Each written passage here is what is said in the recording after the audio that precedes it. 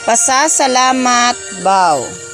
Sa simula, ako'y magpapakilala. Ako si Marife, ang ina ni Rhea, na gumawa ng totoong istorya, natago sa puso ko at walang duda. Nagawa ko ito at biglang nagka-ideya, upang maipahiwatig ang laman ng isip at puso sa lahat ng guro sa elementarya, mga gurong nagsakripisyo at naging pangalawang ina. Lahat ng ginawa nyo'y hindi basta-basta.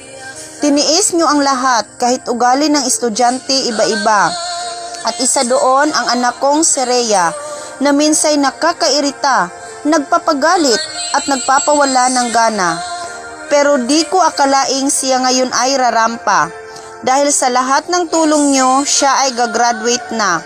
Iwan ang elementarya at papasok sa pangalawang kabanata. Kaya salamat sa inyo ng sobra-sobra.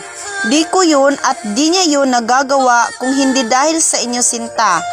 Dahil sa sikap nyo, anak ko'y natutong magsulat at bumasa. Maging ang magandang pag-uugali ay naituro nyo pa, na dapat ay tungkulin ko, pero kayo ang pumupuna.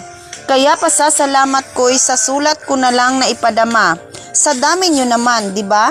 Salamat Ma Marcela, naging guro sa simula. Mamichi Alberca sa pangalawa.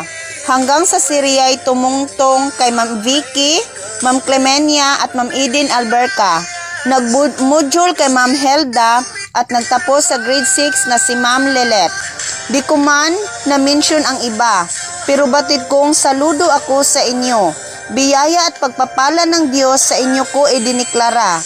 Salamat ng marami, sulat ko'y tatapusin ko na. Sulat na kay haba-haba, binigyan ng buhay, ipinarinig sa inyo sinta, upang cute, di ba? Ops, hindi ito komedya, pero pwede kayong tumawa. Lubos na gumagalang sa mga guro ng Bagong Bayan ang ina ni Rhea, Marifosa.